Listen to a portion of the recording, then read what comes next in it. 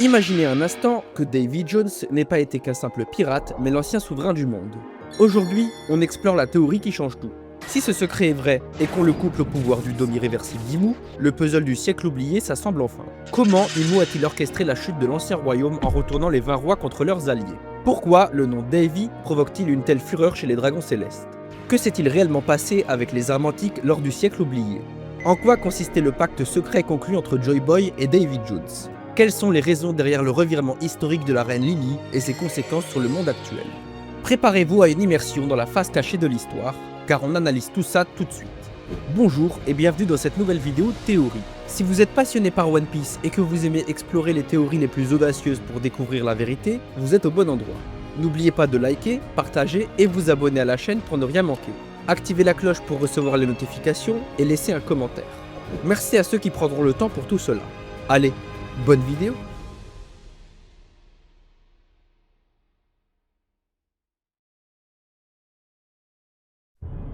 D とはかつて我々が敵対した者たちの名だ。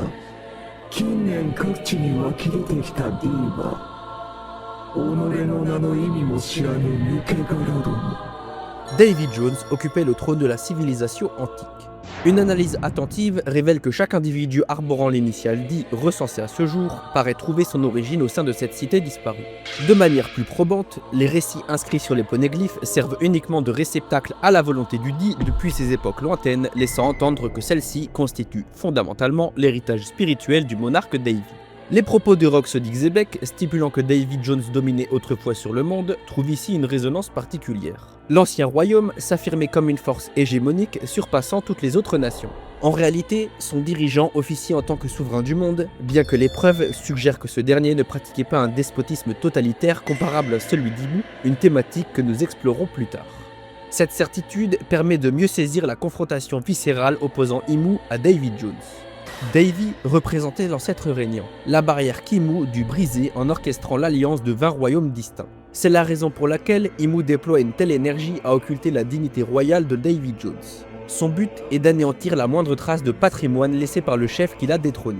Ce constat jette aussi une clarté brutale sur la haine implacable que vouent les dragons célestes à la descendance de Davy. Cette aristocratie mondiale est la progéniture directe des 20 monarques fondateurs qui donnèrent l'assaut contre l'ancien royaume. À leurs yeux, Davy Jones n'est pas un simple patronyme, mais l'incarnation même de l'adversaire de toujours. La plume d'Oda atteint une dimension magistrale lorsqu'elle dévoile que Barbe Noire et son géniteur Rox descendent en vérité d'une lignée royale dépossédée. De plein droit, ils devraient aujourd'hui siéger au sommet du monde.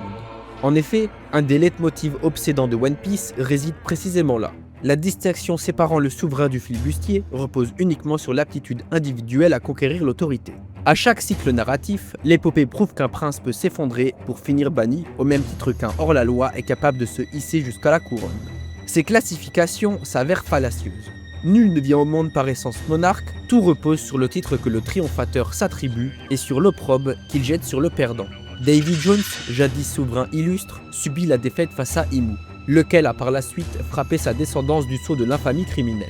Toutefois, si Rox ou Barbe Noire réussissait un jour à détrôner Imu, il migrerait instantanément de pirate vers l'éclat de la majesté suprême. Comprendre que Davy Jones siégeait au sommet de l'ancien royaume apporte une lucidité nouvelle sur les événements du siècle oublié, car celui-ci épouse fidèlement la structure narrative qu'Oda réitère avec constance arc après arc.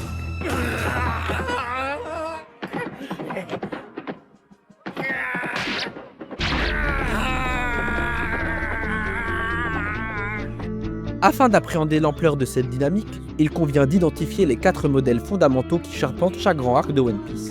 Le tyran spoliateur, le souverain vertueux, le guerrier héroïque, ainsi que la princesse. En s'appuyant sur ce quatuor de piliers, Oda transmute perpétuellement la même tragédie. À présent, en plaçant Davy Jones dans la peau du monarque, les pièces du mystère entourant le siècle oublié s'assemblent enfin. Le tableau présente désormais ces 4 acteurs pivots. Imu, Davy Jones, Joy Boy et enfin Lily. Au cœur de chaque affrontement, l'usurpateur occupe la fonction d'adversaire central. Il s'agit de l'antagoniste cherchant à s'approprier un domaine, tel Wapol, Crocodile ou encore Oddie Jones. Dans certains cas, sa victoire remonte à plusieurs années et il gouverne, comme le firent jadis Arlong, Ener, Doflamingo ou encore Kaido. Cependant, l'obscurité de ce spoilateur n'a de sens que par contraste avec l'éclat passé d'un souverain bienveillant. Voici le second archétype. Il figure le dirigeant sous l'égide duquel la population jouissait de l'abondance et de la sérénité. Des personnalités telles que Cobra, Riku, Gunfall ou Dalton matérialisent cette excellence politique. L'harmonie régnait sans partage jusqu'à l'arrivée brutale de l'agresseur. Néanmoins, le souverain vertueux n'affronte jamais le despote isolément. Il réclame le soutien du guerrier héroïque, le protecteur ultime de la nation. Même si ce dernier est condamné à l'échec pour offrir le triomphe final à Luffy, ses mérites demeurent considérables. Dans une certaine mesure, nous croisons des combattants comme Fukaboshi, dont les efforts sont vains, ou Koza, qui mène une lutte erronée avant de s'apercevoir, à l'ultime seconde, que son véritable adversaire était Crocodile. D'autres, en revanche, brillent par leur courage. Kyros constituait le cœur battant de la résistance à Dressrosa en dépit de son infériorité face à Doflamingo. Wiper a failli terrasser Ener juste avant que ce dernier ne défie la mort en redémarrant son propre cœur. Quant à Oden, il avait bel et bien mis Kaido à genoux avant que la trahison ne vienne précipiter sa chute tragique.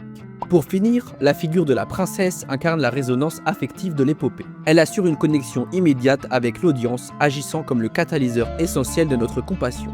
Qu'il s'agisse de Vivi, de Rebecca ou de Shirahoshi, sa fonction ne consiste pas à triompher par la puissance martiale, mais de déclencher les événements cruciaux qui mèneront à la chute de l'usurpateur. Dès lors que ces 4 modèles fondamentaux sont assimilés, les éléments du siècle oublié s'imbriquent avec une cohérence parfaite.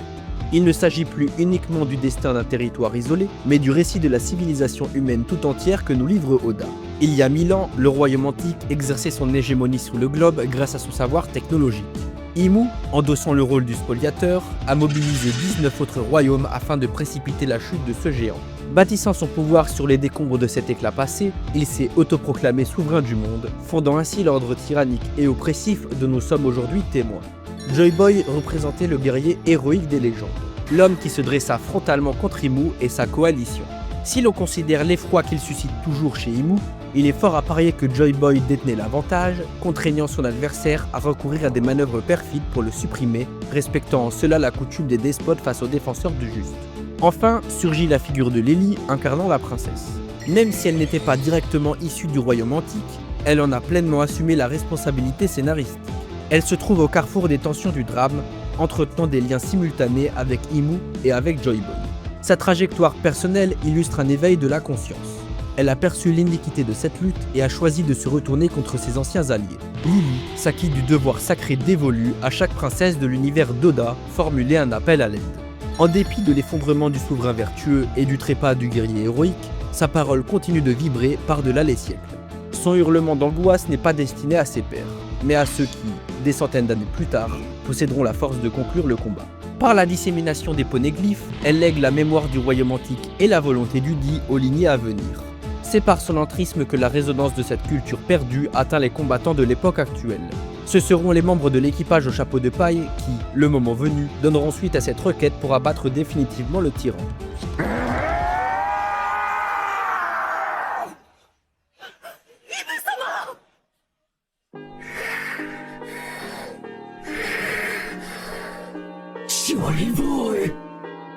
Bon, d'accord, mais comment Imu a-t-il réellement pris le pouvoir ? La réponse nous a déjà été suggérée par Oda. L'usurpateur parvient systématiquement à ses fins en exploitant les facultés d'un fruit du démon afin de discréditer les souverains bienveillants. Considérez l'exemple d'Alabasta. Alors que Cobra jouissait de l'affection des siens, Crocodile l'a piégé en lui imputant la responsabilité de la sécheresse, se servant du Mane Mane no Mi pour simuler une trahison royale et retourner le peuple contre lui. Ce même procédé se manifeste de nouveau à Dressrosa. Le souverain Riku faisait l'objet d'une dévotion populaire. Doflamingo l'a soumis au chantage financier avant d'employer l'Ito Ito no Mi pour le muer en un pantin meurtrier, contraignant ainsi les citoyens à chercher refuge auprès de leur oppresseur grimé en libérateur. À Wano également, le pouvoir du Mane Mane no Mi offrit à Orochi le pouvoir après la mort de Sukiyaki avant de dépeindre Oden sous les traînes d'un clown démon, anéantissant ainsi la loyauté des habitants envers le clan Kozuki. La vertuosité d'Oda s'exprime dans ce travestissement du réel. L'acte d'usurper s'appuie sur la force de la propagande. Il s'agit là de l'essence profonde de l'œuvre qui détient le secret du siècle oublié. Quelle fut donc la trajectoire funeste de Davy Jones ? La trame scénaristique se déploie déjà sous notre regard. Le Domi Reversi. Voici l'élément déclencheur. Pour quelles raisons 20 royaumes ont-ils convergé pour assiéger le royaume antique ? Parce qu'Imu a mobilisé ce pouvoir afin de contraindre Davy Jones à attaquer ses voisins directs. Les armes antiques, fleurons technologiques du royaume antique, furent soudainement dévoyées pour frapper les populations vulnérables. C'est ici que résoudre le doute de Vegapunk sur qui avait raison et qui avait tort. Pour saisir la portée de cette certitude, il convient d'observer Dressrosa, ce microcosme absolu. Un souverain, dragon céleste de sang, se drapant dans la divinité. Doflamingo a supplanté Riku en manipulant l'opinion publique, exactement comme Imu a évincé Davy Jones. Doflamingo a effacé la conscience collective grâce à Sugar, de la même manière qu'Imu a plongé un siècle entier dans l'oubli par un procédé encore nimbé de mystère. La similitude est saisissante. Imu a assujetti Davy Jones au Domireversi, faisant de lui l'adversaire public par excellence, de la même façon que Riku devint le méchant en un instant. Et qui s'est alors avancé comme le rédempteur providentiel? Imu, à l'instar de Doflamingo. La démonstration irréfutable de ce parallélisme se niche dans l'animosité. Sur Dressrosa, l'exécration ciblant Riku contamine l'intégralité de sa descendance, illustrée par les huées subies par la petite Rebecca au sein du Colisée. Pour quelles raisons les nobles mondiaux manifestent-ils une aversion si singulière à l'égard du clan Davy? C'est qu'il y a 8 siècles, ils furent convaincus que Davy Jones avait réduit en cendres leur domaine originel grâce aux outils de dévastation totale. L'histoire leur a inculqué que Davy Jones personnifiait la malveillance absolue et que ses gènes étaient frappés d'infamie. Néanmoins, si Imu tenait Davy Jones sous son joug, pourquoi le conflit s'est-il prolongé ainsi? いざって時だ。いざって時？俺の最大級の覇気を結んで、お前の体内に閉じ込めた。わあ！お前は俺が死んだ後もずっと生きていく。過去から俺がお前を助ける。 La réponse tient à la substance de Joy Boy et de ses partisans. Ces derniers possédaient la connaissance de la réalité factuelle. Joy Boy occupait vraisemblablement le rôle de compagnon d'armes, de confident de Davy Jones. Les hostilités ne visaient plus une nation souveraine, mais un groupe d'insurgés luttant pour la réhabilitation du droit. L'effondrement définitif de la civilisation antique ne survint qu'à la suite de la défaite de Joy Boy. La domination d'Imu sur la volonté de Davy Jones fournit également la raison du grand cataclysme. Les engins de destruction antiques furent activés de façon désordonnée, submergeant la Terre entière et orchestrant un massacre à l'échelle de l'humanité. Un tel déchaînement n'aurait jamais reçu l'aval de Joy Boy. Cette tragédie portait exclusivement la signature d'Imu. Dès lors que Davy Jones fut assujetti, Imu prit possession des commandes de l'artillerie suprême. Il contraignit le royaume antique à déclencher des tirs, explorant ses actes de barbarie pour galvaniser ses propres partisans. Il est envisageable qu'il ait instrumentalisé Davy Jones jusqu'au terme de sa vie ou qu'il l'ait supprimé afin de s'approprier lui-même ses technologies.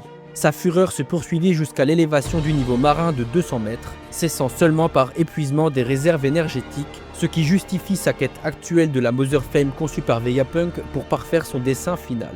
Suite à la défaite de Joy Boy, le désespoir paraissait total. Pourtant, Lily, incarnant la princesse, fit irruption. D'abord ennemie, elle finit par rallier le combat de Joy Boy. Son dernier geste de sédition consista à éparpiller les poneglyphes afin de planter les semences d'un soulèvement à venir. Cela constitue le miroir parfait de Wano, un monarque déchu, un guerrier terrassé par la fourberie, mais une princesse qui propulse l'espérance vers le futur afin que, des âges après, le spoilateur soit finalement chassé. Tel se présente le tableau intégral. Davy Jones, le souverain vertueux de l'ancien royaume, victime du Domireversi d'Imu, le contraignant à l'irrévocable. Une coalition planétaire échafaudée sur une imposture pour précipiter sa chute. Joy Boy, le défenseur, se battant jusqu'à son ultime soupir, et Lily, la conscience libérée, relayant le flambeau au temps futur pour que le dessein de Davy Jones puisse enfin se réaliser et transpercer l'obscurité. En résumé, cette théorie basée sur le passif de construction des différents arcs de l'œuvre bouleverse notre vision de One Piece. Davy Jones ne serait pas une légende de pirate, mais le souverain vertueux déchu de l'ancien royaume. Victime du Domireversi d'Imu, il a été transformé par l'histoire en un monstre pour justifier l'ascension de l'actuel gouvernement mondial. L'analyse des 4 piliers narratifs d'Oda permet enfin de lier les dessins de Davy Jones, Joy Boy, Lily et Imu. Ce que nous appelons aujourd'hui la volonté du Di ne serait autre que l'héritage royal et spirituel de Davy, préservé à travers les siècles grâce au sacrifice de ses alliés. Le siècle oublié n'est pas un mystère impénétrable, mais une tragédie que nous avons déjà vue se répéter à Alabasta ou Dressrosa. Aujourd'hui, alors que la Mother Flame s'allume, le monde attend que Luffy et son équipage répondent enfin à l'appel de Lily pour briser ce cycle millénaire et restaurer la vérité sur le trône occupé par un usurpateur. Nous voici au terme de cette vidéo. Je vous remercie pour votre attention jusqu'aux derniers instants, espérant sincèrement que ce sujet vous ait captivé. Faites-moi donc part de vos impressions au sein de l'espace commentaire. N'hésitez pas à lâcher un like, à partager cette vidéo, à vous abonner à la chaîne et impérativement à activer la cloche pour ne manquer aucune de mes futures théories. Retrouvez-moi par ailleurs sur TikTok, Instagram et Twitter. Toutes ces démarches sont totalement gratuites et m'apportent une grande satisfaction tout en soutenant ma progression. L'intégralité des liens sont disponibles en description. Merci à ceux qui franchiront le pas et salut!